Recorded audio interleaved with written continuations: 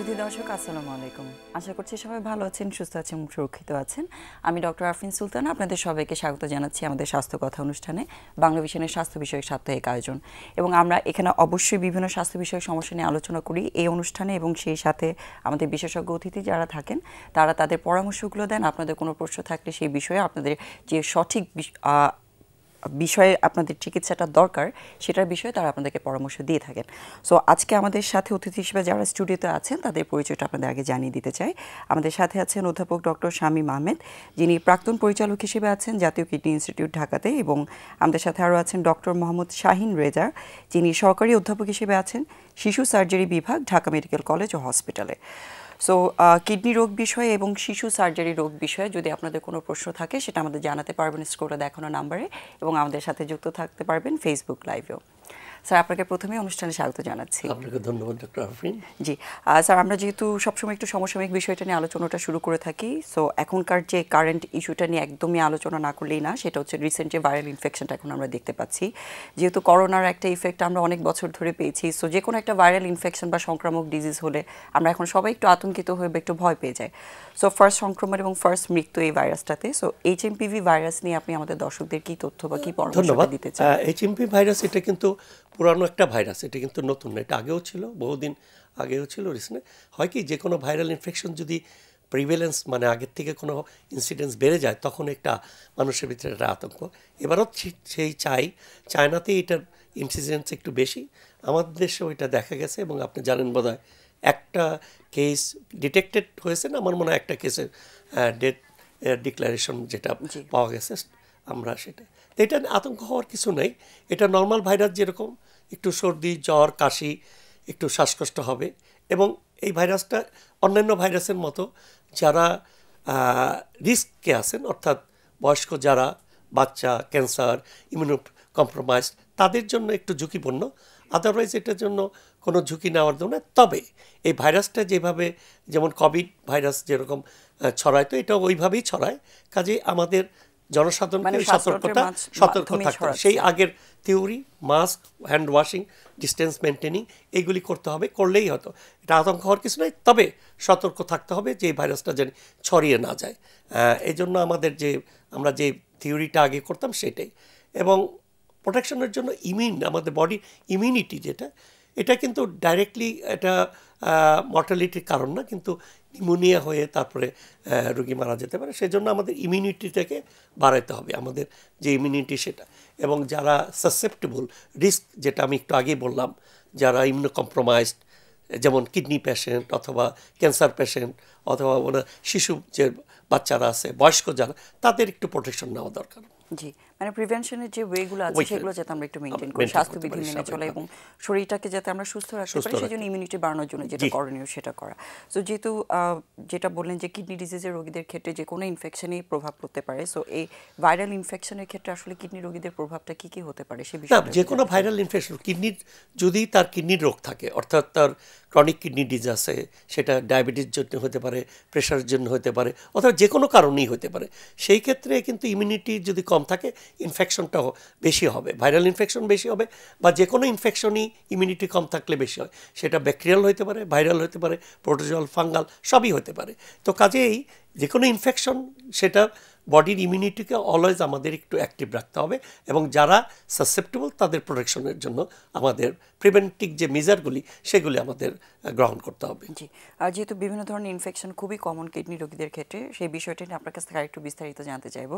তার আগে ডক্টর শাহিন রেজা, আপনার কাছে একটু জানতে চাই সেম বিষয়টা নিয়ে, যেহেতু নতুন একটা ভাইরাল ডিজিজের সংক্রমণ আমাদের দেশে।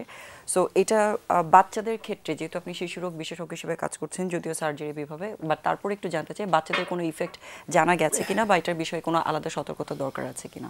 আসসালামু আলাইকুম, ধন্যবাদ আপনাকে, সেই সাথে স্বাস্থ্যকতার সকল দর্শক এবং বাংলা ভাষার যারা কলাকুশলী আছে সবাইকে ধন্যবাদ জানাচ্ছি। হ্যাঁ, যেহেতু এটা ভাইরাল ডিজিজ, অবশ্যই বাচ্চাদের এটা এফেক্টেড হতে পারে। স্যার যেমন বললেন, এই ভাইরাসটা আসলে আগে থেকেই আমাদের দেশে আছে, এবং আমাদের স্টাডি আছে 14-15 সালে অলমোস্ট 36 কেস ডিটেক্টেড হয়েছে আমাদের দেশে। সুতরাং এটা নিয়ে খুব বেশি উদ্বিগ্ন হওয়ার দরকার নেই। অন্য ভাইরাস যেরকম আমরা ফ্লু নিয়ে সিমটম নিয়ে প্রেজেন্ট করে, এটাও ঠিক একই ধরনের প্রেজেন্টেশন নিয়েই আসে। সুতরাং আমাদের সতর্কতা অবলম্বন করতে হবে এবং এটা যাতে ছড়ায় না যায়, মূল কথা যাতে ছড়ায় না যায়, এই জন্য আমাদের কিছু প্রিকশন নিতে হবে।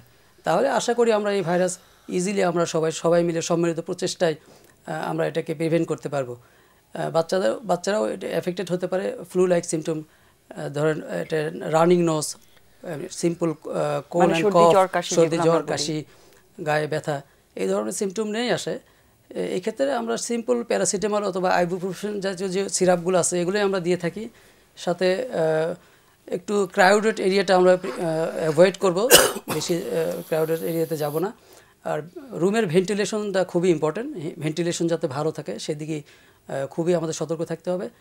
আর একটা কথা স্যার যেটা বললেন, যদি ইমিউনো কম্প্রোমাইজড হয়, লাইক কোনো বাচ্চার যদি আগে থেকে ক্যান্সার থাকে অথবা কোনো বাচ্চার যদি আগে থেকে অ্যাজমার একটা প্রভাব থাকে, এই ধরনের বাচ্চাগুলো কিন্তু বেশি এফেক্টেড হওয়ার সম্ভাবনা থাকে। সুতরাং এই ধরনের যদি কোনো রোগী আগে থেকে আমাদের নোন কেস থাকে, সেই বাচ্চাদের ক্ষেত্রে আমাদের আসলে খুবই সতর্কতা অবলম্বন করতে হবে এবং প্রোটিন জাতীয় খাবার বেশি বেশি খাওয়াতে হবে।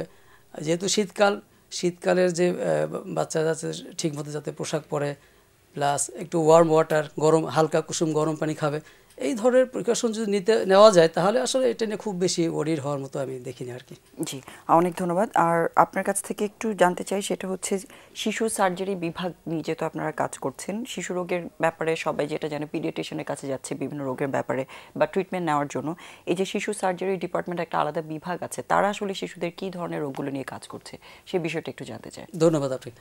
আমরা আসলে শিশুদের যে জন্মগত যে সমস্যাগুলো, এটা যদি আমরা একটা লিস্ট করতে যাই, আসলে মাথা থেকে শুরু করে পা পর্যন্ত একটা অনেক বড় লিস্ট হয়ে যাবে। সবগুলো আসলে বলাও সম্ভব নয় অল্প সময়ে। তারপরে মানে একদম মোস্ট কমন যেগুলো আপনারা জন্মগত ত্রুটিগুলো কী নিয়ে কাজ করি, সেগুলো আমরা যদি একদম মুখ থেকে একদম পায়খানার রাস্তা সহ চিনতে করি, তাহলে প্রথমে যদি আসি আমরা যেটা ক্লেপ লিপ অথবা ঠোঁট কাটা বলি আমরা, প্যালেট যেটা আমরা তালু কাটা বলি, এটা খুব কমন একটা আমাদের দেশে ডিজিজ, এটা নিয়ে আমরা কাজ করি। এছাড়াও খাবার খেয়ে যে নালীর মাধ্যমে আমাদের পাকস্থলীতে খাবার যায়, এটাকে আমরা ইসোফেগাস বলি, এখানে অ্যাট্রিসিয়া থাকতে পারে, এটাও একটা জটিল সমস্যা, এটা নিয়ে কাজ করি। স্টমাকে অনেকগুলো ডিজিজ হয়, যেমন পাকস্থলীতে অনেক ডিজিজ হয়, যেমন হচ্ছে পাইলোরিক স্টেনোসিস হতে পারে, তারপরে হচ্ছে হায়াটাল হার্নিয়া হতে পারে, তারপরে যদি খাদ্যনালী ওখানে অবস্ট্রাকশন হতে পারে, অ্যাট্রিসিয়া হতে পারে, মানে পুরো খাদ্যনালীতে যে কোনো জায়গায় চলাচল। আবার অনেক সময় দেখা যাচ্ছে জন্মগতভাবে পায়খানার রাস্তা বাচ্চা নাও থাকতে পারে, যেটাকে আমরা অ্যানোরেক্টাল ম্যালফরমেশন অথবা ইমপারফোরেট অ্যানাস বলে থাকি। আবার খাদ্যনালীর যে সংকোচন প্রসারণের জন্য যে নার্ভগুলো থাকে, এগুলো যদি জন্মগতভাবে যে ডেফিসিট থাকে অথবা না থাকে, সে একটা ডিজিজ আছে, সেটাকে আমরা হার্টস্পাং ডিজিজ বলি। এই ধরনের বাচ্চাগুলো কিন্তু পেট ফুলে যেতে পারে, কনস্টিপেশন হতে পারে, তারপরে তার সঠিকভাবে বৃদ্ধি না হতে পারে। এই ধরনের সিমটম নিয়ে আসলে তখন আমরা রোগগুলো ডিটেক্ট করার জন্য বিভিন্ন ইনভেস্টিগেশন আছে, এগুলো আমরা করে থাকি। তাছাড়া আরও কিছু জন্মগত কমন সমস্যা, যেমন বাচ্চাদের হার্নিয়া, যে কুস্কির হার্নিয়া, এটা কিন্তু একটা জন্মগত সমস্যা। অথবা পেটে অনেকগুলো হার্নিয়া হয়, যেমন আমলিকাল হার্নিয়া, নাভির কাছে একটা হার্নিয়া হয়, এটাও আমাদের চিকিৎসার মানে পেটের ভিতরে কিছুটা অংশ ফুলে বের হয়ে আসে, রাইট। অ্যাবডোমিনাল ওয়াল, যেটা পেটের যে পর্দাগুলো একটু ডেফিসিয়েট থাকে, ওই দিক দিয়ে খাদ্যনালী বালজিং হয়ে একটু ফুলে যেতে পারে আর কি। অথবা ইপিগ্যাস্ট্রিক হার্নিয়াও থাকতে পারে বাচ্চাদের। তাছাড়া আমরা যদি পুরুষঙ্গের কথা চিন্তা করি, বাচ্চাদের হাইপোস্পেরিয়াস নামে একটা ডিজিজ আছে, যেটাকে অনেকে গ্রামগঞ্জে খোদাই সুন্নুত বলে থাকে আর কি। জন্মগতভাবে দেখা গেছে সার্কামসাইজড হয়ে থাকে এই ধরনের বাচ্চাদের, কিন্তু এটা আসলে ওই রকম না, এটা একটা ডিজিজ, এটা অবশ্যই আমাদের চিকিৎসা করাতে হবে। মানে প্রস্রাবের রাস্তায় গঠনগত তার প্রবলেম হচ্ছে। অনেক সময় আমরা যে দেখি কিছু কিছু বাচ্চার মাথা বড় হয়ে আছে বা ফুলে আছে, বা অনেকের পিছনের দিকে একটা বালজিং হয়ে আছে, এই ধরনের সমস্যাগুলো আপনারা চিকিৎসা দিয়ে থাকেন কিনা? হ্যাঁ, এই ধরনের চিকিৎসা রোগেরও আমরা চিকিৎসা দিয়ে থাকি। এটাকে আমরা হাইড্রোকেফালাস বলি। এখানে যেটা হয়, মাথার ভিতর কিছু ফ্লুইড জমে যায়, যার জন্য আস্তে আস্তে মাথাটা বড় হয়ে যায়। মাথার যে পানিগুলো নর্মালি তৈরি হয়, এগুলো কিন্তু স্পাইনাল কর্ডে যায় আর কি। কিন্তু কোনো কারণে যদি জন্মগতভাবে ওই নালীটা যদি স্টেনোসিস থাকে, বন্ধ হয়ে যায়, তাহলে আস্তে আস্তে মাথাটা ফুলে যেতে পারে। এটাকে অবশ্যই দ্রুত চিকিৎসা আনতে হয় আর কি আমাদের। জি, তার মানে অনেক রকম রোগী আছে যেটা আসলে আপনারা চিকিৎসা করছেন এবং সার্জারির মাধ্যমে। জি, এই বিষয়ে আরেকটু বিস্তারিত জানবো। তার আগে স্যার আপনার কাছে যেটা জানতে চাচ্ছিলাম ইনফেকশনের বিষয়টা, আপনি যেরকম বলছিলেন ব্যাকটেরিয়াল, ভাইরাল বিভিন্ন রকম জীবাণু দিয়ে আসলে ইনফেকশনটা হচ্ছে। সো এটা যদি একটু আমাদেরকে ইলাবোরেটলি বলতেন যে আসলেই কিডনির যে কি ধরনের ইনফেকশনগুলো হয় এবং আপার ইউটিআই এবং লোয়ার ইউটিআই যেটা পার্থক্যটা। ওই বাচ্চাদের যেটা হয়তো উনি ওই যে পাইলোরিক পিউজ অবস্ট্রাকশন, যে কিডনির পরে যে মূত্রনালী পেলভিসের পরে এই জায়গাটা সরু থাকে, নিশ্চয়ই অনেক পান, আমরা অনেক পাই, ওনাদের পাঠিয়ে দিই। আরেকটা হলো পোস্টেরিয়র বাল্ব আর রিফ্লাক্স। কিডনির এই তিনটা জিনিস আমরা খুব পাই, তখন তো আমরা এটা কিছু না ওনাদের কাছেই পাঠিয়ে দিই। জাস্ট কনজেনিটাল যে অ্যাবনর্মালিটি বাচ্চাদের, এটা আমরা পাই, অনেক সময় আমাদের কাছেও চলে আসে যে কিডনির বিশেষজ্ঞ, আমরা এটা হ্যান্ড ওভার করে দিই। যেটা ইনফেকশন হলো, যেটা হলো মানবদেহের সবচেয়ে কমন ইনফেকশন যেটা, সেটা হলো ইউরিনারি ট্র্যাক্ট ইনফেকশন, অর্থাৎ কিডনি, মূত্রনালী, মূত্রথলি, পেশাব রাস্তা। এই ইনফেকশনটা সবচেয়ে কমন ওয়ার্ল্ডের থ্রু আউট দ্য ওয়ার্ল্ড। এবং এটা বলতে যতটুকু সিম্পল, কিন্তু এর যে প্যাথোলজিক্যাল যে অ্যাসপেক্টগুলো এত সিম্পল না। দেখেন এটা কিন্তু কিডনির ট্রাকটা কিন্তু দেখেন নিচের দিকে খোলা, উপরের দিকে বন্ধ, এবং পেশাবের ইনফেকশনটা নিচের থেকে উপরের দিকে যায়। আরেকটা ইন্টারেস্টিং জিনিস, অনেকে ইনফেকশনটা আপনার শরীর থেকে আপনার কাছে যাচ্ছে, অর্থাৎ আমার শরীর থেকে জীবাণুটা প্রথমে পেশাবের রাস্তা দিয়ে মূত্রথলিতে যাবে, ওইখানে যাওয়ার পরে তারপরে এটা মাল্টিপ্লিকেশন, অর্থাৎ জীবাণু ঢুকতে হলে আপনাকে পায়ুনালীর থেকে জীবাণুটা আসবে, পেশাবের রাস্তা ঢুকবে, মাল্টিপ্লিকেশন হবে। তিনটা ফ্যাক্টর নির্ভর করে, কতটুকু ব্যাকটেরিয়া ঢুকলো, কী ভিরুলেন্স তার, আর বডির ডিফেন্স মেকানিজম কী। এরপর কিনা মাল্টিপ্লিকেশন হবে। যদি কিডনি থেকে নিচে হয় আমরা বলি সিস্টাইটিস, ব্লাডার ইনফেকশন, আর এর নিচের ইউরেথ্রাইটিস বলি। আর এটা যখন উপরের দিকে ওঠে কিডনিতে হয়, তখন এটা পাইলোনেফ্রাইটিস। তা আমরা দুইটা ভাগ করি, আপার ইউট্রাই, লোয়ার ইউট্রাই। কেন এই ভাগ? চিকিৎসার দুই রকম, আরও কমপ্লিকেটেড ইউটে, আনকমপ্লিকেটেড, অর্থাৎ যে ইউরিনারি ইনফেকশন উইদাউট কমপ্লিকেশন থাকবে সেটা আনকমপ্লিকেটেড, সেটার একরকম চিকিৎসা। যেমন আপনার পেশাব ইনফেকশন আছে, রাস্তা ব্লক আছে, পেশাবের ইনফেকশন আছে, ডায়াবেটিস আছে, পেশাবে ইনফেকশন আছে, পাথর আছে। তো ওই যে ওইটার চিকিৎসা করতে হবে, এটার চিকিৎসা, এবং এর ধারা, অ্যান্টিবায়োটিক্সের ধারা, ধরন এবং তার ডিউরেশন এটাও ডিফার করবে। এবং সেই ক্ষেত্রে আমরা যেটা করি, ইউরিনটা করব, কালচার করব, করে কি জীবাণু পেলাম এবং তার এগেনস্টে কি অ্যান্টিবায়োটিক দেবো সেটা নির্ধারণ করে দিতে হয়। কারণ দেখা গেছে যারা বয়স্ক, ডায়াবেটিস, ওবেস, পার্টিকুলারলি ফিমেলে বেশি হয়, কারণটা অনেকেই জানেন, সেই ক্ষেত্রে কিন্তু আমরা খুব প্রবলেম ফেস করি। অর্থাৎ ওনারা এত অ্যান্টিবায়োটিক্স ওভার দ্য কাউন্ট খেয়ে থাকে, ড্রাগ রেজিস্ট্যান্স, আপনি জানেন এখন তো drug resistance worldwide problem, 50 to 60% drug resistance common antibiotics, যে quinolone group and ciprofloxacin group. So সব ড্রাগ রেজিস্ট্যান্ট থাকে, একটা দুইটা ড্রাগ, এবং সেটি এক্সপেন্সিভ, আইভি রুটে দিতে হয়। সেই জন্য দর্শকদের আমি বলবো ওভার দ্য কাউন্টার কোনো অ্যান্টিবায়োটিক খাবেন না, ডাক্তারের প্রেসক্রিপশন সহ কোনো অ্যান্টিবায়োটিক খাবেন। প্যারাসিটামল খান, ব্যথার ওষুধ, মানে প্যারাসিটামল খান, ব্যথার ওষুধ বললে আবার ওভার দ্য কাউন্টার যে বেদনানাশক ওষুধ খেয়ে আবার কিডনি ড্যামেজ করে। অনেক সময় এই ওভার দ্য কাউন্টার স্টেরয়েড দেয়, স্টেরয়েড দিয়ে ব্যথা কমে যায়, ওভার দ্য কাউন্টার স্টেরয়েড দিল, খেতে খেতে 1 বছর 2 বছর খাওয়ার মন ফেজ নিয়ে আসে। সো ওভার দ্য কাউন্টার আমি বলবো কোনো ডাক্তারের প্রেসক্রিপশন কিছু খাবেন না। প্রথম হলো ইউটিআই, এবং ইউটিআই সিম্পল, যেমন ইউটিআই যদি আপনি চিকিৎসা না করেন, it may cause septicaemia and death of the patient, particularly vulnerable, যারা ডায়াবেটিস, ওল্ড এজ, যাদের কোমরবিড, ধরেন আরও আছে, হার্টের প্রবলেম আছে, লিভারের প্রবলেম আছে, সেই ক্ষেত্রে we have to take seriously. This is most common infection. Other সব ইনফেকশন হইতে পারে, virus hepatitis B virus infection লিভারে হইতে পারে, কিডনিতে ওইটা অন্যরকম করে, যে নেফ্রাইটিস করে, সেটা আলাদা গ্রুপ। অর্থাৎ কিডনিতে ইয়ে করে ব্যাকটেরিয়াল ইনফেকশন দিয়ে কিডনির নেফ্রাইটিস করতে পারে, অর্থাৎ কিডনির ছাঁকনির একটা প্রদাহ। সেই প্রদাহটা কি, কিডনির যে অসংখ্য ছাঁকনি আছে সেই ছাঁকনির ভিতরে যদি ইনফেকশন হয়, ব্যাকটেরিয়াল হতে পারে, ভাইরাল হতে পারে, যেটা আপনি অলরেডি বলেছেন, আসলে যে কোনো ধরনের জীবাণু দিয়ে সংক্রমণ শরীরে যে কোনো জায়গায় হতে পারে, সো কিডনিতে অবশ্যই হতে পারে। যেহেতু মহিলাদের কথাটা বলেছেন, এবং ইউরিনারি ট্র্যাক্ট ইনফেকশন যেটা যখন আমরা বলি, আমরা দেখি যেটা মহিলাদের বেশি হয়। সো এই ক্ষেত্রে রিকারেন্ট ইউটিআই একটা টার্ম আছে, বা বারবার হওয়ার যে সম্ভাবনাটা থাকে, এটার এই বিষয়টা নিয়ে আমাদের দর্শকদের কি জানাতে চান? এটা খুব কমন, এবং মহিলাদের রিকারেন্ট অ্যান্ড রিলাপস দুই জিনিস। একই জীবাণু দিলে হয় রিকারেন্ট বলে, রিলাপস হলো ফেইলিউর অফ ট্রিটমেন্ট। জীবাণু ঠিক আছে কিন্তু আপনি চিকিৎসা ঠিক মতো করেন নাই, অর্থাৎ আপনার যেখানে 7 দিন 10 দিন অ্যান্টিবায়োটিক দেওয়ার কথা আপনি দিয়েছেন 5 দিন, অথবা আপনার যেই অ্যান্টিবায়োটিক্সটা দেওয়া দরকার ব্যাকটেরিয়ার জন্য সেটা দেন নাই, আপনার রেজিস্ট্যান্স একটা ব্যাকটেরিয়া, সেই ক্ষেত্রে রিলাপস হবে। অথবা আপনার ডিপ সিটেড ইনফেকশন, ডিউরেশন বেশি দিতে হবে, রাস্তা ব্লক আছে, পাথর আছে, প্রোস্টেট গ্ল্যান্ড বড় আছে, অথবা স্ট্রিকচার আছে, সেটা আপনি রিমুভ করতেছেন না, তো রিকারেন্ট হবেই। সেই ক্ষেত্রে ইজ ভেরি প্রবলেম যে যাদের এগুলি না থাকলেও বারে বারে মহিলাদের আমরা ফেস করি আর কি। এবং নট অনলি দ্যাট, ওই যে একটু আগে বললাম ড্রাগ রেজিস্ট্যান্স একটা ব্যাপার হয়ে যায়, যে বারে বারে অ্যান্টিবায়োটিক দিচ্ছি, আইভি রুটে ভেরি কস্টলি অ্যান্টিবায়োটিক দেওয়া হচ্ছে। তারপরে সেই ক্ষেত্রে আমরা যেটা করি, একটা ফুল কোর্স অফ অ্যান্টিবায়োটিক্স দিতে হবে, আগে জীবাণুটা মারতে হবে, provided you do culture and sensitive and appropriate antibiotic. 2 হলো এরপর আমরা একটা প্রোফাইলিকটিক কোর্স দিই, অর্থাৎ আপনি প্রত্যেক দিন রাত্রে একটা অ্যান্টিবায়োটিক দিয়ে রাখবেন, ওইটা খাইলে 3 মাস 6 মাস দিলে ওই জীবাণুটা হবে না। কিভাবে কাজ করে বলা হয়, ওই অ্যান্টিবায়োটিক্সটা একটা কোটিং তৈরি করে ব্যাকটেরিয়া, সেটা আর পলিফারেশন হইতে পারে না। This is the model. আরও কিছু কিছু জিনিস আছে, ক্যাডবেরি আছে, আছে, সেটা বলছে রিকমেন্ডেড নাই, বাট কোনো ডাক্তার ইউজ করেন, আমরাও মাঝে মাঝে ইউজ করি, তবে এটার সম্বন্ধে জেনারেল রিকমেন্ডেশন নয় যে প্রত্যেক রোগীর এটা দেওয়া, কারণ এটা দেখা গেছে প্রোফাইলিকটিক অ্যান্টিবায়োটিক দিলে যা হবে ওইটা দিলেও তাই হবে, এটা ইন্ডিভিজুয়াল চয়েস।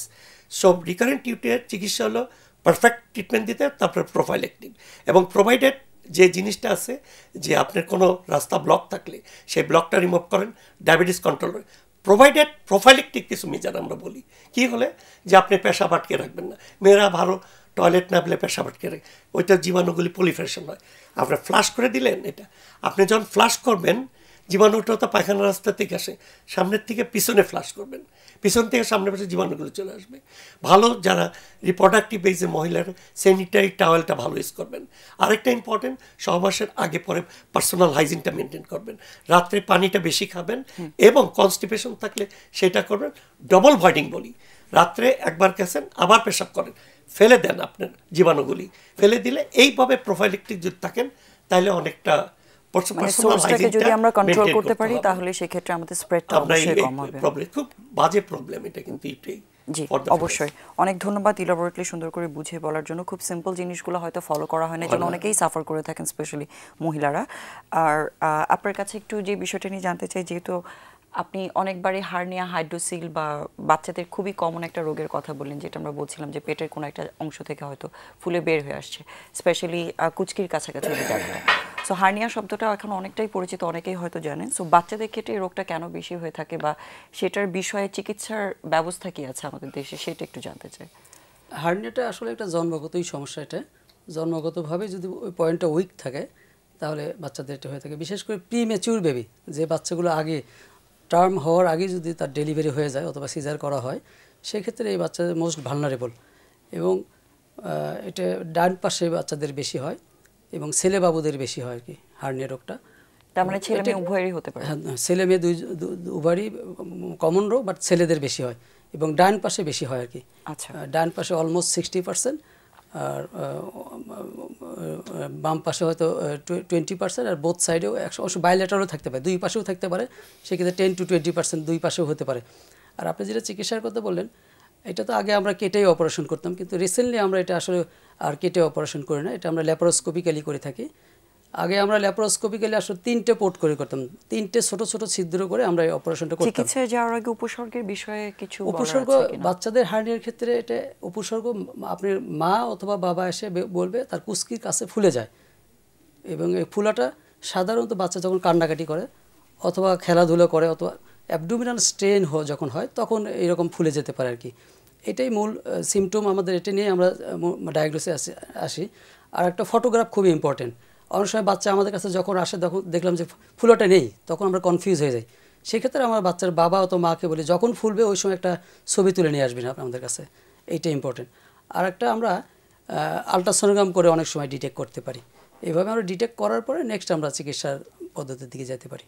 আপনার সব রোগ নির্ণয়ের জন্য আসলে অনেক বড় পরীক্ষা নিরীক্ষা লাগে না, হার্নিয়া একেবারে রোগ নির্ণয় মূলত মানে রোগীর হিস্ট্রি এবং আমাদের যে এক্সামিনেশন, ক্লিনিক্যাল এক্সামিনেশন, এটা দিয়ে আমরা মূলত রোগটা নির্ণয় করে থাকি আর কি। জি, চিকিৎসার বিষয়টা বলছিলেন আপনি। চিকিৎসা প্রথমে এটা আগে তো আমরা কেটে অপারেশন করতাম, এটাকে আমরা সিম্পল একটা অপারেশন, একে হার্নিওটমি বলি আর কি, কিন্তু এখন এটা আমরা ল্যাপারোস্কোপিক্যালি করি। আগে আমরা ল্যাপারোস্কোপিক্যালি আসলে 3টে পোর্ট ইউজ করতাম, ছোট 3টে ছিদ্র করতাম, একটা নাভির কাছে আর 2টা ওয়ার্কিং পোর্ট লাগতো আমাদের। এই পোর্টগুলো অবশ্য খুবই ছোট, 5 মিলিমিটার, 1 সেন্টিমিটারের কম আমাদের কাটতে হয় আর কি। 3টে পোর্ট ইউজ করে আগে করতাম, কিন্তু এখন আমরা একদম একটা পোর্ট ইউজ করি। শুধু আমলিকাস নাভির কাছে একদম 0.5 সেন্টিমিটার, মানে খুবই ছোট, মানে 1 সেন্টিমিটারের অর্ধেক ছিদ্র করে আমরা ক্যামেরা ঢুকে দিয়ে আমরা এটা অপারেশন করে থাকি। এবং এটা আমরা রুগী ভর্তি করে অপারেশন করি না, যেদিন আসে ওই দিন আমরা অপারেশন করে 3-4 ঘন্টা পরে বাচ্চাকে ছেড়ে দিই এবং রেজাল্ট খুবই এক্সেলেন্ট। আর আপনি জানেন ল্যাপারোস্কোপিক্যালি যেহেতু অনেকগুলো অ্যাডভান্টেজ আছে, যেমন এটা একদমই আরেকটা নাম আছে minimal invasive trauma invasive surgery, অথবা যেহেতু এটা ট্রমা একেবারেই কম হয়, দেখা গেছে বাচ্চা মানে 1-2 ঘন্টা পরে মানে দৌড়ি খেলাধুলা করতে পারে আর কি। আবার কসমেটিক্যালি খুবই অ্যাকসেপ্টেবল, হসপিটাল স্টে করতে হয় না, বাচ্চা আর্লি স্কুলে যেতে পারে, খেলাধুলা আর্লি শুরু করতে পারে। এই জন্য এখন আমরা ল্যাপারোস্কোপটা বেশি প্রিফার করতেছি আর কি। জি, আর যেহেতু এটা বললেন যে জন্মগতভাবেই বেশিরভাগ সময় হার্নিয়াটা তৈরি হচ্ছে বাচ্চাদের ক্ষেত্রে, সো এত ছোট বাচ্চার সার্জারি বিষয়টা আসলে নিশ্চয়ই প্যারেন্টসরা খুব ভয় পেয়ে যান। কোন বয়সে আসলে সার্জারিটাতে যেতে হয়, বা সবসময় সার্জারি দরকার হয় কিনা যেসব বাচ্চাদের হার্নিয়া রোগ থাকে? আচ্ছা, প্রথম কথা হার্নিয়ার রোগটা সার্জারি লাগবে, এটা নিয়ে আর কোনো কনফিউশন নেই, আপনাকে সার্জারি করতে হবে। এখন কখন আপনি করবেন? এখন হার্নিয়া এটা আমরা ইলেকটিভ ইমার্জেন্সি বলি। ইলেকটিভ ইমার্জেন্সি মিন আপনি রোগ নির্ণয়ের পরে যত দ্রুত সম্ভব এটা অপারেশন করে নিতে হবে, খুব বেশি ডিলে করা যাবে না। কিছু ক্ষেত্রে অনেক সময় হার্নিয়া কিন্তু আটকে যেতে পারে, যেটাকে আমরা অবস্ট্রাকশন বা স্ট্র্যাঙ্গুলেশন বলে থাকি আর কি, সেটা খুবই লাইফ থ্রেটেনিং। এই জন্য আমরা বলি যে অবশ্যই রোগ নির্ণয়ের পরে যদি কোনো আপনার ফ্যামিলি কোনো প্রোগ্রাম না থাকে, কোনো ফিনান্সিয়াল কোনো সমস্যা না থাকে, তাহলে যত দ্রুত সম্ভব আপনাকে অপারেশন করে নিতে হবে। স্ট্র্যাঙ্গুলেশন টার্মটা তো আসলে সাধারণ মানুষের জন্য বোঝাটা ডিফিকাল্ট, মানে কি অসুবিধা হয় ভিতর থেকে জিনিসগুলো বের হয়ে আসলে? আচ্ছা, হার্নিয়াতে যেটা হয় একটা পর্দা বের হয়ে আসে, একটা যেটাকে আমরা স্যাক বলি, ওই স্যাকের ভিতর যদি কোনো কারণে খাদ্যনালী এসে আটকে যায় তখন সেটাকে আমরা অবস্ট্রাকশন বলি। অবস্ট্রাকশনের কিছু সিমটম হয়, যেমন বাচ্চার বমি করতে পারে, ব্যথা হতে পারে, পেট ফুলে যেতে পারে। আর স্ট্র্যাঙ্গুলেশন যদি আটকে গেল, এই সিমটমগুলো হলো সাথে সাথে রক্ত চলাচল বন্ধ হয়ে খাদ্যনালী যদি পচনের দিকে যায়, সেটাকে আমরা স্ট্র্যাঙ্গুলেশন বলি, যেটা কিনা লাইফ থ্রেটেনিং। এই জন্য এটা আমরা বলি যে এটা হার্নিয়া রোগ হলে যত দ্রুত সম্ভব অপারেশন করে নিতে হবে, এবং সেটা ল্যাপারোস্কোপিক্যালি অবশ্যই আমরা প্রিফার করি এখন, যেহেতু এটা লেস ট্রমা হয় বাচ্চাদের ক্ষেত্রে। এবং আসলে হার্নিয়াতে কোনো বেশিরভাগ ক্ষেত্রে যেহেতু ব্যথা থাকে না, অনেকে অবহেলা করে অনেক বড় হয়ে গেলে তখন ট্রিটমেন্ট নিতে আসেন। এই জন্যই আসলে তথ্যটা জানানো ইম্পর্টেন্ট। অনেক ক্ষেত্রে যে কমপ্লিকেশনসগুলো হয় সেগুলো লাইফ থ্রেটেনিংও হতে পারে। সো যাদের এই রোগ আছে তাদের ক্ষেত্রে আসলে সার্জারি করে নেওয়াটাই ভালো। এবং আপনি যেটা বললেন যে খুব সেফ একটা সার্জারি, যেটা মিনিমালি ইনভেসিভ টেকনিকে করা যাচ্ছে। জি, অনেক ধন্যবাদ। আর আমরা এখন আসলে একটা ছোট্ট বিরতিতে যাব। দর্শক ততক্ষণ পর্যন্ত আমাদের সাথেই থাকুন, এসে আমরা আবার বিস্তারিত আলোচনায় যাচ্ছি।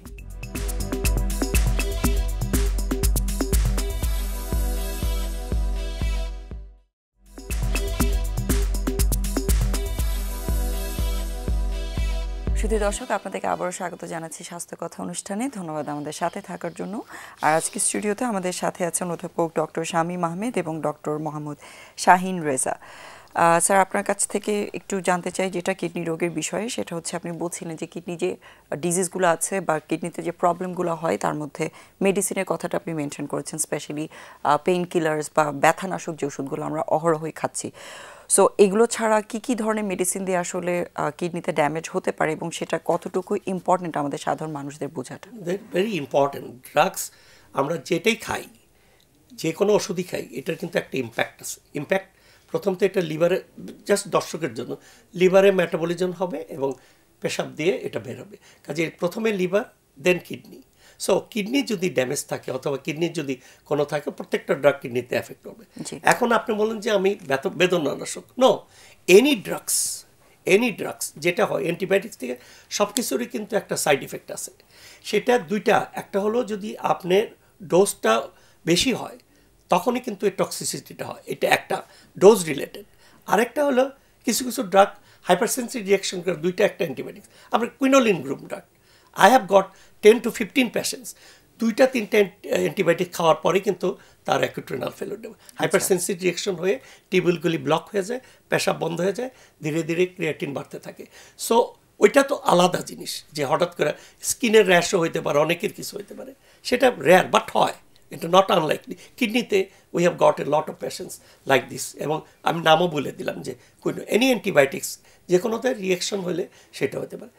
যেটা কমন হলো যে আমরা যে বেদনানাশক রোগ, যে বয়স মানুষের বেশি আর্থ্রাইটিস হবে, যেমন আমাদের এই বয়সে আর্থ্রাইটিস হবে, ব্যথা থাকবে, মানুষ রিলিফ চায় ব্যথার জন্য, এবং তারা যেটা করে তার নিজের সম্বন্ধে না জেনে, তার কিডনিটা কি, ডায়াবেটিস আছে কিনা, ব্লাড প্রেশার আছে কিনা, তারে সে ব্যথার ওষুধ খাচ্ছে এবং ভালো হচ্ছে, সাথে ওভার দ্য কাউন্টার তারা স্টেরয়েডও খায়।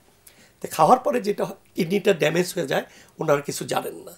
তারপরে যখন তার বেশি হয়, উপসর্গ দেখা যায়, তখন ক্রিয়েটিন বা ইউরিয়া করে দেখি আমরা বেড়ে গেছে। কাজেই যেটা কথা হলো, দর্শকদের বেদনানাশক ওষুধ খাওয়ার আগে আপনার কিডনিটা ভালো আছে কিনা দেখেন। সিম্পল দুইটা টেস্ট, আমার মনে হয় 120 টাকা 10 টাকা লাগে, ক্রিয়েটিন লেভেলটা করেন।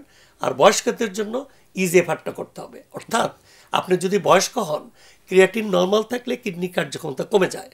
কীরকম হিসাব, যে 30 বছর পরে প্রত্যেক 10 বছর 10 ml করে আপনার জিএফআর কমে যাবে, অর্থাৎ কিডনি কার্যক্ষমতা কমে যাবে।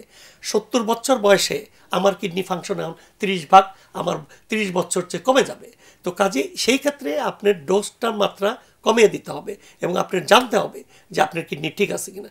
সেই জন্য সবাইকে বলবো, যারা বয়স্ক ইয়াং গ্রুপ খাচ্ছে তারা কিছু বুঝছেন, কিন্তু বয়স্কদের ভার্নারেবল, ডায়াবেটিস আছে, হার্ট ফেলিউর আছে, লিভার ডিজিজ আছে, তারা যদি খায় তাহলে মারাত্মক। স্ট্যাটিস্টিক্স অনুযায়ী বলা হয় যে আইসিইউতে যে drug induced acute kidney injury 40% throughout the world, it is established fact. কারণ ওইখানে যে আইসিইউতে যে কোমরবিডিটি থাকে, বিভিন্ন ডিসিপ্লিন, কিডনির ডাক্তার একরকম দিলেন, মেডিসিনের ডাক্তার দেন, লিভারের ডাক্তার দেন, হার্টের এতগুলি ওষুধ খায়, এবং সেইগুলি তখন কিডনির উপর এফেক্ট। এবং 40% অ্যাকিউট কিডনি ইঞ্জুরি বলি আমরা যেটা, অথবা acute renal failure due to drugs. So drugs is very important when combination of drugs. 1 number. 2 number হলো যেটা অ্যান্টিবায়োটিক বললাম সেটা।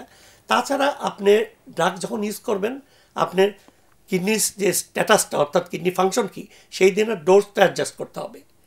এটা অনেক সময় আমাদের সাথে অন্য ডিসিপ্লিনের একটু কনফ্লিক্ট হয়, ওনারা ফুল ডোজ দেয়, আমরা কোনো আমরা দিব না। তারা অ্যান্টিবায়োটিক্স, মেরোপেনাম গ্রুপ, ওনারা এই 1 গ্রাম 8 অনলি ডোজ, কিন্তু আমরা কি করি 500 দিই। কারণ আমরা যে আসলে মাল্টিডিসিপ্লিনারি সবাই মিলে ডিসকাস করে তখন দিতে হবে। এটা হলো একটা গ্রুপ গেল। So drugs, any drugs you can use, but you must know the dose, কতটুকু দিতে হবে, তার স্ট্যাটাস কি, তার কোমরবিডিটি কি আছে দেখা তারপর ড্রাগ ইউজ করা উচিত। এবং ওভার দ্য কাউন্টার কোনো সময় আপনার এই ওষুধ খাওয়া উচিত। যারা এই ধরনের ওষুধগুলো খাচ্ছেন তাদের আপনি বলছিলেন যে উপসর্গগুলো দেখা গেলে বোঝা যাওয়ার সুযোগ আছে, তো সেক্ষেত্রে উপসর্গের ব্যাপারে আমাদের দর্শকদের কিছু জানাতে চান কিনা, এরকম অ্যাকিউট কিডনি ইনজুরি বলি অথবা ড্রাগ ইনডিউসড ইনজুরিগুলোতে? কিডনি ইনজুরি, আমরা তো কিডনির রোগটারে বলে সাইলেন্ট কিলার। আপনার 70-80% কিডনি ড্যামেজ হবে, কোনো উপসর্গ নাও থাকতে পারে, থাকতেও পারে নাও থাকতে। আর জেনারেলি যেটা হয়, যখন 70-80% কিডনি ড্যামেজ থাকে, তার উপসর্গ থাকেই। কীরকম থাকে, দুর্বলতা লাগে, বমি বমি লাগে, বমি হয়, তারপরে কাজের এনার্জি পায় না, শরীর হয়তো ফুলে যাচ্ছে, শরীর চুলকাচ্ছে, অথবা ড্রাউজি হয়ে যাচ্ছে, এগুলি হলো উপসর্গ। এগুলো ক্রনিক কিডনি ডিজিজ। আর অ্যাকিউট কিডনি ডিজিজ সিম্পল, যে আপনার পেশাব হচ্ছে না, যে কোনো কারণে পেশাব কমে যাচ্ছে, এবং পেশাব কমে যায় পার্টিকুলার বাচ্চাদের। পেশাব যদি কমে যায়, মা যদি লক্ষ্য করে 2 দিন, এবং তখনই যদি ডাক্তারের কাছে যায়, তখন কিন্তু এটা আমরা আমরাও করতে পারি, বা পেডিয়াট্রিক্স নেফ্রোলজি ভালো করে। যদি আপনার 5-7 দিন পেশাব হয় না, তখন কিন্তু টিবিলগুলি ড্যামেজ হয়ে যায়, তখন আমরা ওই কিডনিকে রিভার্স করা ইজ ভেরি ডিফিকাল্ট। সো প্রথম উপসর্গ হলো পেশাব কমে যাও।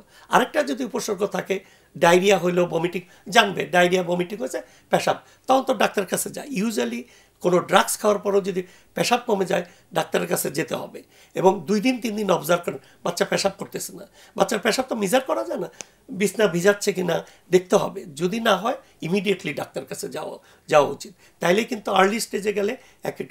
আর যেগুলি অ্যাডাল্টের যে অ্যাকিউট রেনাল ফেলিওর, এখন যেটা হয় road traffic accident main cause, গাইনির অ্যাবর্শন, পিপিএইচ, এটা common. Septicaemia another common cause of acute renal failure. আগে আমরা ডায়রিয়া, গ্যাস্ট্রেন্টাইটিস, এখন ওইটা মানুষ কনসাস, ওইটা কমে গেছে। আর হলো ড্রাগ ইনডিউসড, যেটা আমি একটু আগেই বলতেছিলাম, অথবা যে কোনো কারণে ওই যে হেমোরেজ হয়, যে রোড ট্রাফিকেশন, কনসিলড হেমোরেজ, আপনার ফ্র্যাকচার হলো আপনি জানলেন না, ব্লিডিং হয়ে শকে চলে যাচ্ছে। মানে কোন একটা ইনসিডেন্টের পর যদি কারো এরকম ইউরিনটা কমে যায় তাহলে সেক্ষেত্রে সেটা মাথায় রাখতে হবে। আর একটা প্রেশার কিন্তু ইম্পর্টেন্ট। যখন ব্লাড প্রেশার কমে যাবে, খুব সিম্পল ব্যাপার, আমার যখন ব্লাড প্রেশার থাকে ওই প্রেশারটা ফিল্ট্রেশন প্রেশার থাকে, কিডনি ফিল্টার করে পেশাব, প্রেশার না থাকলে তো ফিল্টার হবে না, পেশাব তৈরি হবে না, তখনই বুঝতে হবে যে দেয়ার ইজ সামথিং রং। এটা কার্ডিয়াক প্রবলেম, ভ্যাসি প্যাটাক হচ্ছে, যে কোনো কারণে যদি প্রেশারটা কম থাকে সেটা একটা কারণ হতে পারে, ইউরিন আউটপুট কমে যাচ্ছে, তখনই ক্রিয়েটিন বাড়া শুরু করে। অথবা ডাই, যেটা একটু আগে বললাম যে আপনি ইনভেস্টিগেশনের জন্য যে ডাই ইউজ করেন, পার্টিকুলারলি কার্ডিওলজিস্টরা বা আমরাও করি, ওই ড্রাই কন্ট্রাস্ট ইনডিউস নেফ্রোপ্যাথি, অর্থাৎ ডাই দিয়েও কিন্তু আপনার ভ্যাসোস্পাজম করে কিডনির ব্লাড ফ্লো কমে দিচ্ছি, দিয়ে ইউরিন আউটপুট কমে যাচ্ছে। সেই ক্ষেত্রে আমার মনে রাখতে হবে যে যে কোনো ডাই যেটা আমরা ইনভেস্টিগেশন করি সেটা ইনজিউরি করতে পারে, পার্টিকুলারলি প্রি এক্সিস্টিং কন্ডিশন, অর্থাৎ যে রুগীটা আপনার হার্টের প্রবলেম আছে তার কিছু কিডনির প্রবলেম থাকবেই, কারণ তার ডায়াবেটিস আছে, ব্লাড প্রেশার আছে, ক্রিয়াটিন একটু বেশিও আছে, সেই ক্ষেত্রে একটু সতর্কতা, অর্থাৎ সবাই একটু কনসিডারেশনে রাখেন। জি অবশ্যই, থ্যাংক ইউ। আর আমাদের সাথে একজন দর্শক আছেন, ওনার প্রশ্নটা আমরা একটু নিতে চাই। দর্শক, আপনার নাম এবং বয়স বলে প্রশ্নটা জানান। দর্শক, আপনি কি আমাকে শুনতে পাচ্ছেন? হ্যাঁ, আমি বলছি ঢাকা থেকে। জি, আমি শুনছিলাম কিডনি বিশেষজ্ঞ বলছিলেন ওষুধের বিষয়, বেশি ওষুধ খাওয়ার বিষয়।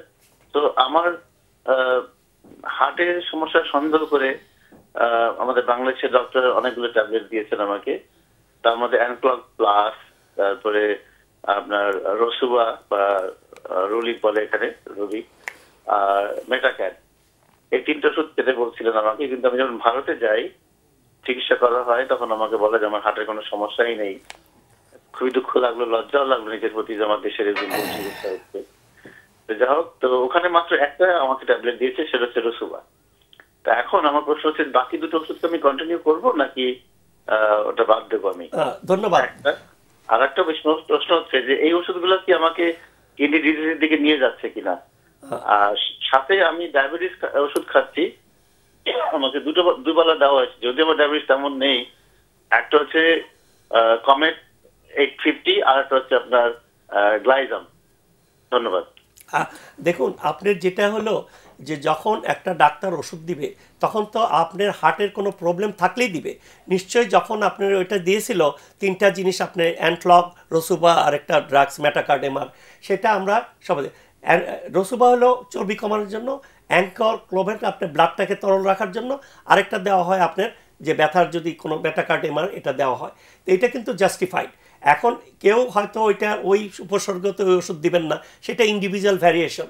আর আপনার যেহেতু ডায়াবেটিস আছে, আপনি মেটফর্মিন খাচ্ছেন, আরেকটা ওষুধ খাচ্ছেন, ইউ আর ভালনারেবল টু হার্টের। তা আপনি যান, যদি প্রবলেম থাকে ডাক্তাররা আপনার একদম স্পেসিফিক এখন তো অ্যানজিওগ্রাম করে বলে দিতে পারে যে হার্টের প্রবলেম আছে কি নাই, এটা সিম্পল ব্যাপার।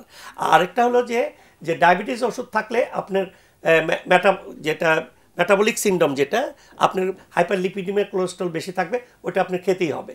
তো কাজেই এবং এই ড্রাগগুলি যদি আপনার কিডনি ভালো থাকে কোনো ক্ষতি করবে না, যদি কিডনি ড্যামেজ থাকে তখন ওনারা অ্যাডজাস্ট করে দিবেন। আর নর্মাল কিডনিতে এটা কোনো ক্ষতি করবে না। পানিটা ঠিক মতো খাবেন, পেশাবটা ঠিক হচ্ছে না এটা দেখবেন, আর আননেসারি কোনো ব্যথার ওষুধ খাবেন না। This is your advice. জি, অনেক ধন্যবাদ দর্শক আপনার প্রশ্নের জন্য, এবং স্যার আপনাকেও ধন্যবাদ অ্যান্সারটা সুন্দর করে বুঝিয়ে বলার জন্য। ডক্টর শাহিন রেজা, আপনার কাছে একটু জানতে চাই, সেটা হচ্ছে যেহেতু আমরা গ্রোইন রিজনের যে ডিজিজগুলো আছে সেগুলো নিয়ে কথা বলছি, সো এক্ষেত্রে আরেকটা রোগ তো আমরা খুব কমনলি দেখতে পাই, সেটা হচ্ছে টেস্টিকুলার ডিজিজেস যেগুলো আছে, স্পেশালি ছেলে বাচ্চাদের ক্ষেত্রে। সো এই টেস্টিকুলার ডিজিজের বিষয়টা নিয়ে যদি একটু আমাদের দর্শকদের তথ্যগুলো দিতেন। আমরা অনেক মাদেরকেই পাই, যেহেতু আমার কাছে অনেক ফিমেল পেশেন্ট আসে, অনেকেই বাচ্চাদের প্রবলেমগুলো নিয়ে সাফার করেন এবং ওয়ারিডও থাকেন। সো এই বিষয়টা নিয়ে একটু জানতে চাচ্ছি। আচ্ছা, টেস্টিকুলার অনেকগুলো ডিজিজই আছে, তার মধ্যে আমরা যে রোগগুলো সবচেয়ে বেশি পেয়ে থাকি তার মধ্যে একটা আছে আনডিসেন্ডেড টেস্টিস। আনডিসেন্ডেড টেস্টিস মেইন হচ্ছে অন্ডকোষে টেস্টিস, অন্ডকোষটা অন্ডথলিতে থাকবে, কিন্তু জন্মগতভাবে যদি এটা অন্ডথলিতে না থাকে ওইটাকে আমরা আনডিসেন্ডেড টেস্টিস বলি। নর্মালি কি হয়, পেটের মধ্যে কিন্তু আসলে অন্ডকোষটা তৈরি হয় যখন বাচ্চাটা মায়ের পেটে থাকে। বাচ্চা মায়ের পেটে বড় হয়, আস্তে আস্তে অন্ডকোষটা নিচে নামে একটা নর্মাল পাথ হয়ে দিয়ে।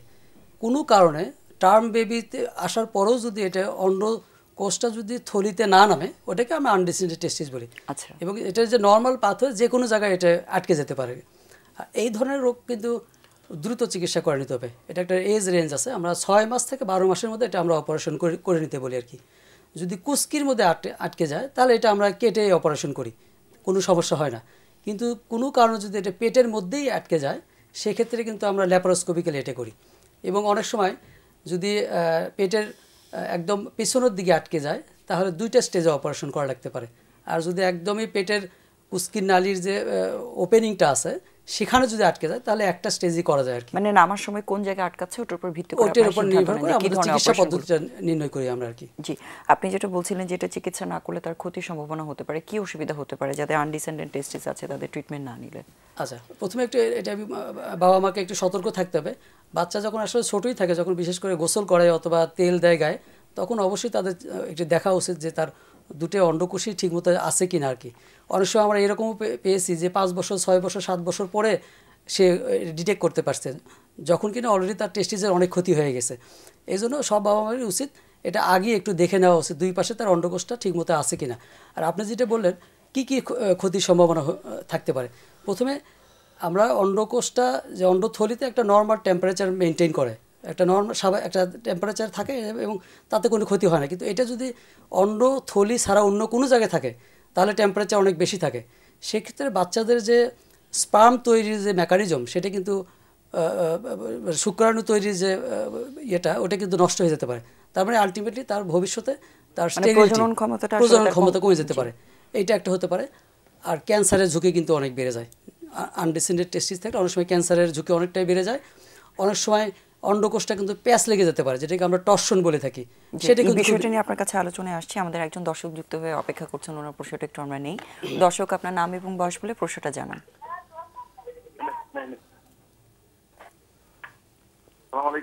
ওয়ালাইকুম আসসালাম।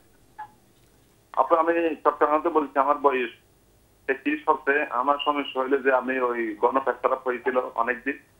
এরপর আমি ডাক্তারের কাছে গিয়ে আপনার ওই রিপোর্ট আলট্রাসাউন্ড সবকিছু করানোর পরও কোনো খারাপ কিছু দেখা যাচ্ছে না। এরপরও গণপ্রেসারাপ হচ্ছে। এটা নিয়ে স্বাস্থ্যকরের জন্য কি পরামর্শ দেবে সেটা জানতে চাই। প্রশ্নটা বুঝতে পারছি? আমি আপনার প্রশ্নটা আসলে সঠিকভাবে বুঝতে পারিনি। আমরা প্রশ্নটা বুঝতে পারিনি। আপনি পেট খারাপ?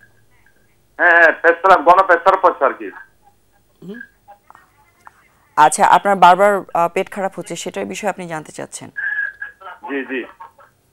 আচ্ছা স্যার, আমি অ্যাকচুয়ালি ভাই আপনার ওনার বয়স 33, ওনার বারবার কি পেট খারাপ হয় ওনার? পেট খারাপ, তাহলে আপনি একটু গ্যাস্ট্রোএন্টারোলজি দেখান। এটার সাথে আমার মনে হয় যে এমনি যদি পেট খারাপ, যদি ডায়রিয়া বেশি লুজ মোশন না হয় তাহলে তো আপনার কোনো অসুবিধা হওয়ার কথা না। বেশি ডায়রিয়া লুজ মোশন হলে যেটা হলো ইলেকট্রোলাইট ডিসঅর্ডার হতে পারে অথবা কিডনিরও সমস্যা হতে পারে। কিন্তু কথা হলো যে ঠিক আপনি যে উপসর্গ বলতেছেন সেটার জন্য একজন গ্যাস্ট্রোএন্টারোলজি দেখাইলে বোধহয় ভালো হবে। জি অবশ্যই। এবং আসলে এইসব ক্ষেত্রে আইবিএস যে রোগটা আছে সেগুলো অনেক সময় হতে পারে, ডিসেন্ট্রি জাতীয় রোগ হতে পারে। জি, আসলে আপনার রোগের যে বিষয়টার ব্যাপারে জানতে চাচ্ছেন সেই বিষয়ে বিশেষজ্ঞ আজকে আমাদের কাছে নেই। বাট স্যার যেটা বলেছেন, এই ধরনের সমস্যাগুলো বিশেষজ্ঞ দেখিয়ে ঠিক করে নেওয়াটাই ভালো। অনেক সময় এগুলো অনেক প্রদাহজনিত পরিবর্তন বা ইনফেকশন জাতীয় পরিবর্তনের কারণেও হতে পারে। সো আপনি একজন চেষ্টা করবেন গ্যাস্ট্রোএন্টারোলজিস্টের সাথে দেখা করে এই বিষয়ে চিকিৎসাটা নেওয়ার জন্য। অনেক ধন্যবাদ আপনার প্রশ্নের জন্য। জি, আপনি যেটা বলছিলেন যে ক্ষতিগুলো কি কি হতে পারে সেটা বিষয়ে বলছিলেন। জি, প্রথমে হচ্ছে তার প্রজনন ক্ষমতা কমে যেতে পারে, ক্যান্সারের ঝুঁকিটা অনেক বেড়ে যেতে পারে, অন্ডকোষের ক্যান্সারের ঝুঁকি অনেক বেড়ে যেতে পারে। আর যেটা বললো প্যাঁচ খেতে পারে, যেটাকে আমরা টর্শন বলি। টর্শন যদি হয়, টেস্টিস যদি প্যাঁচ খেয়ে যায় তাহলে টেস্টিসের রক্ত চলাচল বন্ধ হয়ে যেতে পারে, যেটা কোনো খুবই ডিভাস্টেটিং। এই ধরনের কন্ডিশনকে আমরা খুবই সিরিয়াসলি নিই এবং এই ধরনের রোগ হইলে যদি 6 ঘন্টার মধ্যে আমাদের কাছে না আসে সেক্ষেত্রে কিন্তু অন্ডকোষটা পচে যেতে পারে সুতরাং এই ব্যাপারে খুবই সতর্ক থাকতে হবে আমাদের। জি অবশ্যই, অনেক ধন্যবাদ স্যার। আপনার কাছে লাস্ট প্রশ্ন করছি আমরা আসলে অনুষ্ঠানে একদমই শেষের দিকে, সেটা হচ্ছে কিডনি রোগ বা যে কোনো রোগের ক্ষেত্রে যেহেতু কিডনি রোগের সাথে ডায়াবেটিস, প্রেশার এগুলোরও সম্পর্ক থাকে এবং বয়সের সাথে সাথে এই সবগুলো রোগই বাড়তে থাকে আস্তে আস্তে। সো এইজ রিলেটেড কিডনি প্রবলেমসগুলো কী থাকে এবং সেটা প্রিভেনশনের জন্য কী করা যেতে পারে? দেখেন এইজ রিলেটেড হলে আমি একটু আগেই বলছি যে যত বয়স বাড়বে কিডনির কার্যক্ষমতা, আমি কিডনির সম্বন্ধে বলতেছি, কার্যক্ষমতা কমে যায়। সেছাড়াও এজ রিলেটেড যে ছেলেদের একটু আগে যেটা আমরা বলতেছিলাম, ছেলেদের একটা গ্ল্যান্ড আছে প্রোস্টেট গ্ল্যান্ড, সেটা কিন্তু বেড়ে যায়। সেটা প্রোস্টেট গ্ল্যান্ডটা বেড়ে গেলে ওটা রাস্তা ব্লক করতে পারে, বারে বারে পেশাব হতে পারে, অনেক সময় রিটেনশন, মানে পেশাব করার পরে আমরা বলি 30 ml পেশাব থাকার কথা, যদি বেশি থাকে রিটেনশন হলে ইনফেকশন হবে, অবস্ট্রাকশন হবে, এবং ইনফেকশন হলে ব্যাক প্রেশার যাবে, ব্যাক প্রেশারে কিডনি ড্যামেজও হতে পারে, অবস্ট্রাকটিভ বিরতে যেতে পারে। সেই ক্ষেত্রে আমরা যেটা বলে একটা আলট্রাসোনোগ্রাম করে দেখতে হবে, যদি তার ওষুধের দ্বারা আমরা প্রথমে চিকিৎসা করব, যদি ওষুধের দ্বারা না হয় ওই পেশাবের রাস্তাটা খুলে দিয়ে টিআরপি যেটা বলি খুব সিম্পল ওয়েতে খুলে দিতে হবে। এইটা আরেকটা হলো এজ রিলেটেড, আমরা সবসময় যেটা মনে রাখতে হবে যে আমার যদি বয়স হয় আমার কিডনি কার্যক্ষমতা কমে থাকবে। সেই ক্ষেত্রে আমার ওষুধের পরিমাণ, ওষুধের ধরন এবং অন্যান্য আনুষঙ্গিক যে কোমরবিডিটি আছে, যেমন হার্টের প্রবলেম থাকতে পারে, লিভারে থাকতে পারে, অথবা ডায়াবেটিস থাকতে পারে, সেগুলির কিন্তু আমাদের নজর দিতে হবে। So this is the age related to kidney. আরেকটা হলো অবস্ট্রাকশন থাকলে পেশাবের ইনফেকশনও বেশি হয়, particularly prostatitis, acute and chronic prostatitis, that is very important. ছেলেদের prostatitis is deep seated infection, অনেক সময় উপসর্গ থাকে কিন্তু ভালোভাবে যদি চিকিৎসা না করি সেটা রিকার হয়। চিকিৎসাটা কি, যে আপনার এখানে মিনিমাম 4 সপ্তাহ অ্যান্টিবায়োটিক দিতে হবে, যদি ডিপ সিটেড থাকে আমরা আরও বেশি দিতে মানে হবে, ইনফেকশনের পরিমাণ উপর ভিত্তি করে চিকিৎসাটা লেংথ আরো প্রলং এবং যদি আপনি ঠিকমতো দেন রিল্যাপস হবে। This is one of the important cause of recurrent infection in case of adult. জি অনেক ধন্যবাদ। আমরা আসলে অনুষ্ঠানে একদমই শেষে চলে এসেছি, আর আমরা যে আলোচনা থেকে বুঝতে পারলাম আসলে হাইজিন মেনটেন করাটা এবং হেলদি থাকাটা খুব ইম্পর্টেন্ট, স্পেশালি যাতে আমরা নিজেদেরকে ভালো রাখতে পারি এই ডিজিজগুলো থেকে। দর্শক আশা করছি আপনারা আমাদের বিশেষজ্ঞ অতিথির পরামর্শগুলো মেনে চলবেন, ভালো থাকবেন, সুস্থ থাকবেন সবাই।